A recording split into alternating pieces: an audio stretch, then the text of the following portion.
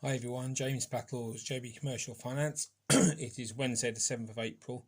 Sorry I've not done a video. I've been very active in the last few days. I had my COVID jab and unfortunately had a bit of a negative reaction to it. So I'm doing my best to get back on the wagon now.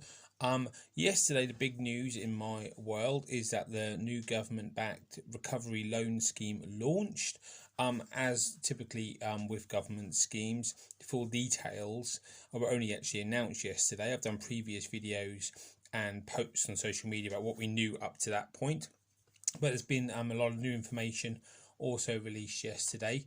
It appears as suspected and as I alluded to previously, that it is pretty much a rehash of the old EFG scheme, the Enterprise Finance Guarantee Scheme, an 80% loan from the government to the lender for the loan to the client, who remains fully liable for the debt. Excuse me. There is an accredited panel of lenders. Currently there are 18 lenders on there, all of which is available on the British Business Bank website. It basically is the high street lenders and a few others as well. No fintech or alternative lenders as yet.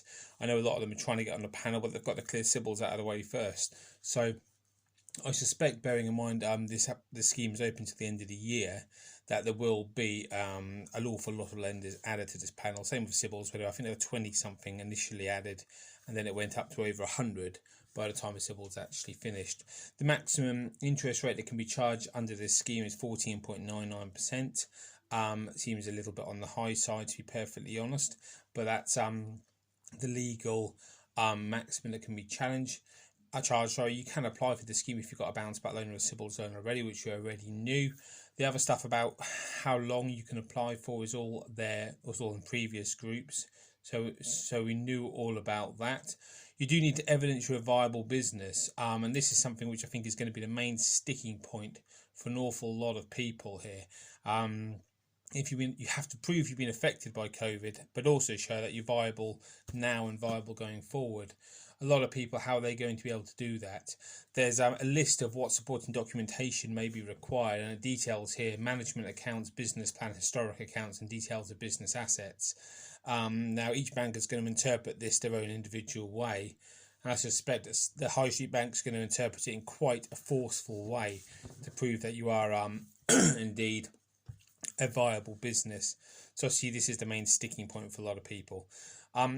250 grand and below, no personal guarantees, same as the CBILS loan scheme. Above that, maximum 20% guarantee, which reflects the unsecured element for the lender. So again, very, very similar to how a lot of people applied the EFG scheme. So you can apply for the scheme if you're not with the bank, so you can go to a third-party provider. That's the rules given out by the British Business Bank. Now, that doesn't mean that the bank's going to interpret it that way, because CBILS was exactly the same as with the bounce back loan. You could apply to anyone, but if NatWest, for instance, said we're only going to accept applications from NatWest customers, there is very little you could actually do about it. That's what happened then, and I suspect initially that's what will happen here. So in all honesty, despite the announcement and despite the launch yesterday, not a huge amount more information was given other than we already knew. And I've detailed in previous videos. At some point I'll do a summary video of the whole thing, but I just want to feel a little bit perkier before I do that. And as always, the devil will be in the detail about how individual lenders actually interpret this scheme. That's going to be the key. The guidelines laid down by the British Business Bank are just that, they're guidelines, and how the individual lenders interpret it will be the key thing.